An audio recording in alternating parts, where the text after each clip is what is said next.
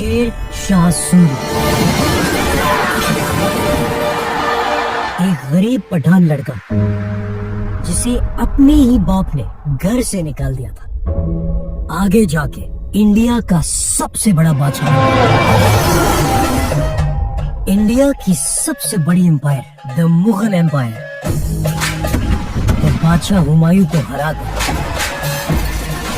India पर सबसे पहला मुसलमान हमला 17 साल के मोहम्मद बिन कासिम ने किया था। सिंध पर हमला करो।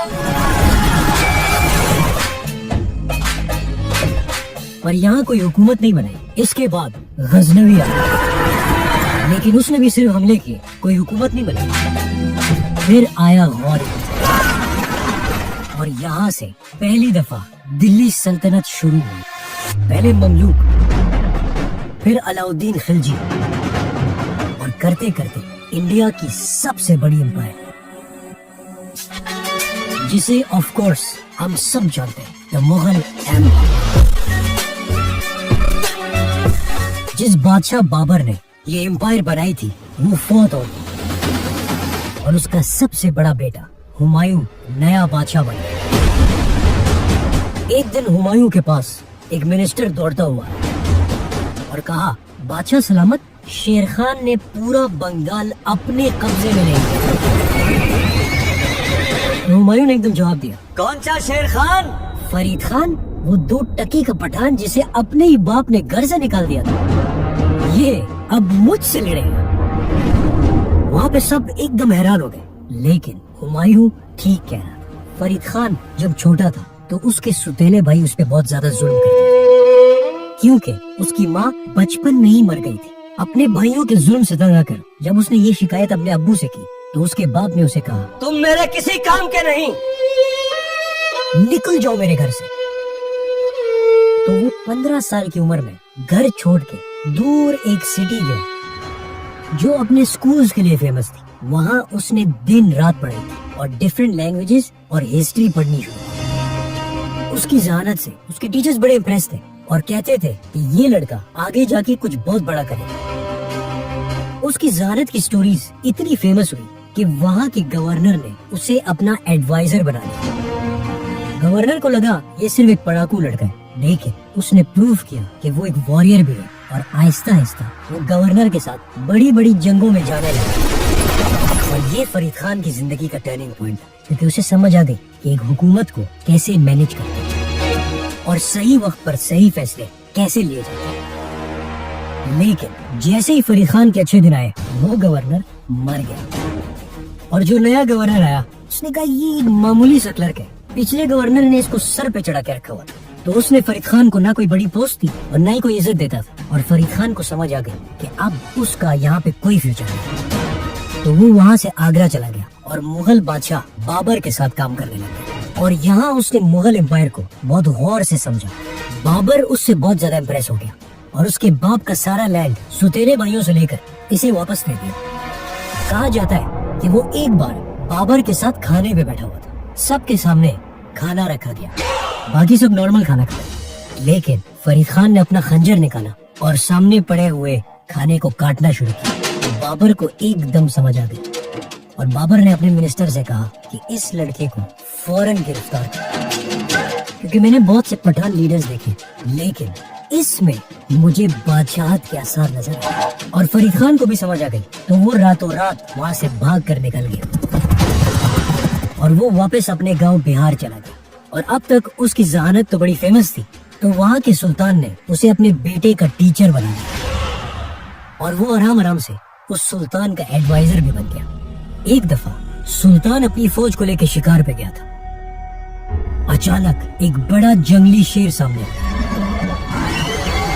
वो इतना नजदीक आ गया कि सब लोग डर के भाग गए,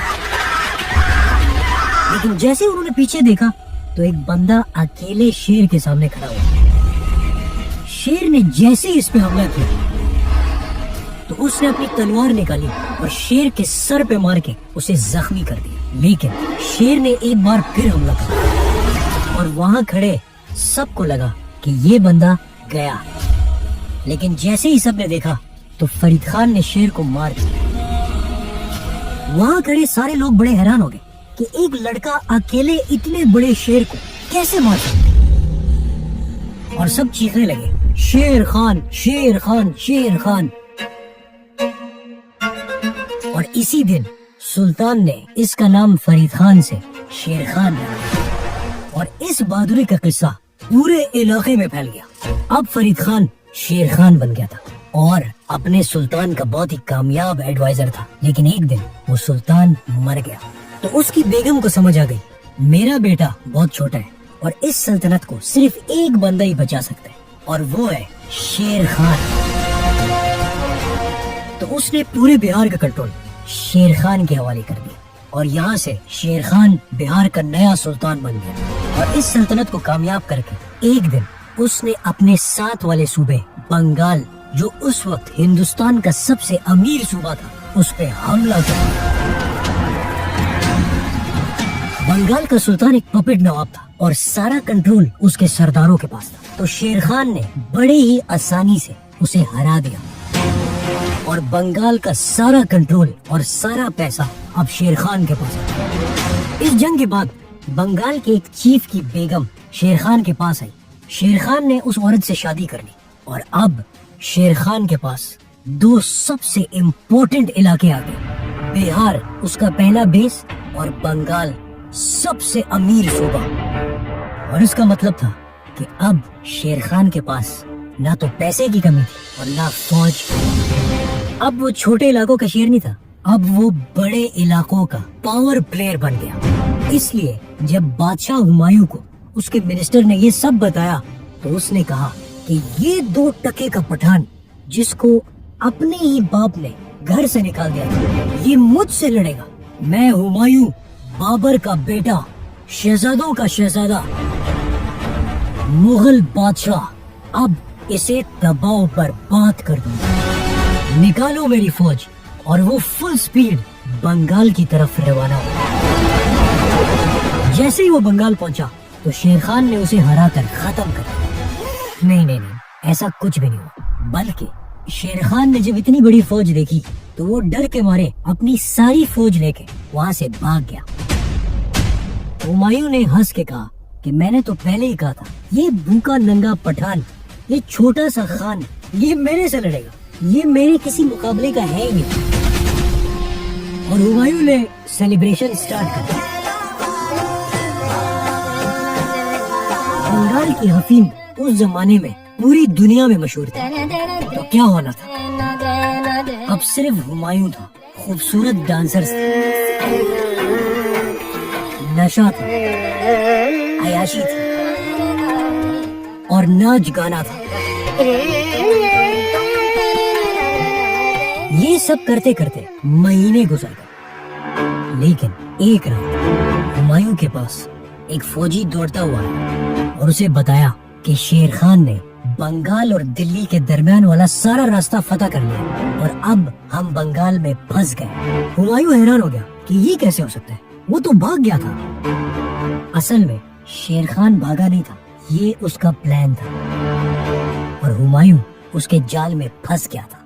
شیر خان اپنی ساری فوج لے کے دوسری جگہ چلا گیا تھا، جس سے ہمایوں کو لگا تھا کہ وہ بھاگ گئے، لیکن شیر خان چاہتا تھا کہ ہمایوں زیادہ دیر تک بنگال میں ہی ٹھہرے، اور کہا جاتا ہے کہ یہ سارے نشے اور عیاشیاں شیر خان کے جاسوس ہی ہمایوں کو پرووائڈ کر رہے تھے، کیونکہ جب شیر خان کو بچپن میں گھر سے نکال دیا گیا تھا تو وہ اپنا زیادہ وقت بادشاہوں کی ویکنیسز پڑھنے پہ لگاتا تھا۔ اس طرح اس نے ہمایوں کی ساری کمزوریوں کا پتہ لگا لیا تھا، اور اب جب ہمایوں اس کے جال میں پھنس گیا تھا اور بھاگنے کی کوشش کر رہا تھا تو اس نے حملہ کر دیا۔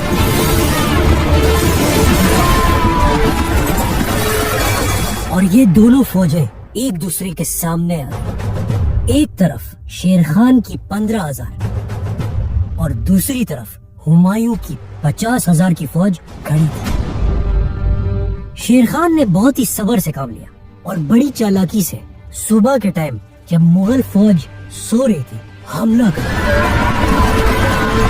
مغل فوج بہت بڑی تھی اور اس میں ہاتھی بھی تھے، اور اس اچانک حملے سے وہ سب ڈر گئے اور ادھر ادھر بھاگنے لگے۔ ہمایوں نے جب یہ سب دیکھا تو اس کے پاس کوئی آپشن نہیں تھا تو وہ گنگا ریور کی طرف بھاگنے لگا اور اسے کراس کرنے کے لیے وہ ایک ہاتھی پر بیٹھا، اور جیسے ہی ہاتھی پانی میں گیا تو وہ گھبرا گیا اور اس نے ہمایوں کو گرا دیا۔ ہمایوں ڈوبنے لگا تو وہاں پہ ایک غریب بندہ کشتی پر جا رہا تھا۔ اس نے جب یہ دیکھا، وہ اپنی کشتی ہمایوں کی طرف تیزی سے لے کے آیا اور اسے بچا لیا، اور شیر خان یہ جنگ جیت گیا۔ اور یہاں سے شیر خان کو ایک نیا ٹائٹل مل گیا، شیر شاہ سوری، دی لائن کنگ۔ اس جنگ کے بعد ہمایوں مشکل سے زندہ بچا تھا اور اپنے بچے کچے سپاہیوں کے ساتھ وہ واپس آگرہ بھاگ گیا، اور اب ہمایوں کی فوج ٹوٹ چکی تھی اور پیسہ ختم ہو گیا تھا، اور اس کے بھائی بھی اس کے ساتھ وفادار اب نہیں رہے، اور ہمایوں اب اکیلا رہ گیا تھا۔ لیکن ہمایوں نے ایک بار پھر فوج جمع کرنے شروع کی اور شیر شاہ سوری پر پھر حملہ کر دیا، لیکن شیر شاہ سوری نے اسے اتنے برے طریقے سے ہرا دیا، اسے ہندوستان سے جان بچا کے بھاگنا پڑا۔ وہ پہلے اپنی فیملی لے کے راجستھان گیا، وہاں کے راجا نے اسے نکال دیا، پھر سندھ گیا، وہاں کے لوگوں نے بھی اسے نکال دیا، اور آخر کار وہ ایران پرشیا گیا، جہاں کے بادشاہ نے اسے پناہ دی، اور شیر شاہ سوری ایک غریب پٹھان لڑکا اب پورے ہندوستان کا سب سے طاقتور بادشاہ بن گیا، اور یہاں سے ہندوستان کی تقدیر بدلنے لگی۔ شیر شاہ سوری نے ایسا نظام بنایا کہ انصاف، اکانومی اور سب کچھ بیسٹ ہو گیا۔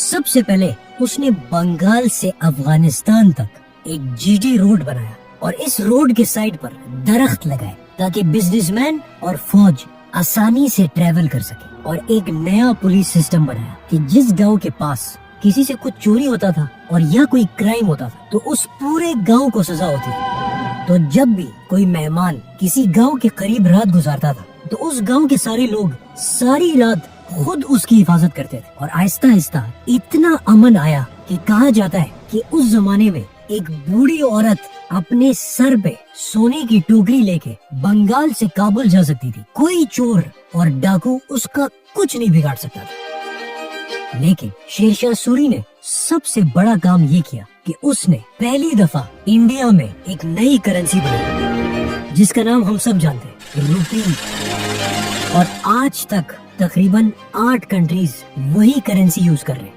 یہ کرنسی اب انڈونیشیا میں بھی یوز ہو رہی ہے۔ جب پہلی دفعہ یہ کرنسی بنائی گئی، ان سکوں پہ 4 خلیفاؤں کے نام ہوتے تھے، اور اس نے اپنی امپائر کو ڈویژنز اور ڈسٹرکٹس میں ڈیوائیڈ کیا، جسے آج تک کمشنر اور ڈپٹی کمشنر کہتے ہیں۔ بعد میں انگریزوں نے اسی سے یہ آئیڈیا چرایا، اور اب انصاف کا نظام ایسا تھا کہ غریب اور امیر سب کے لیے قانون سیم تھا۔ شیر شاہ سوری کا اگر کوئی قریبی رشتہ دار بھی کچھ غلط کرتا تھا، اسے بھی ایک عام بندے کی طرح سزا ملتی تھی۔ ایک دن وہ اپنی فوج کو لے کر ایک بہت ہی اسٹرانگ قلعے کو فتح کرنے گیا، اور وہاں وہ فرنٹ سے لیڈ کر رہا، لیکن اس قلعے کے دیوار اتنے اسٹرانگ تھے، شیر شاہ نے حکم دیا کہ توپ آگے کر۔ جیسے ہی وہ توپ چلنے والا تھا تو وہاں پہ ایک توپ پھٹ گیا، اس کی وجہ سے شیر شاہ سوری زخمی ہو گیا، اور اسی وجہ سے وہ فوت ہو گیا۔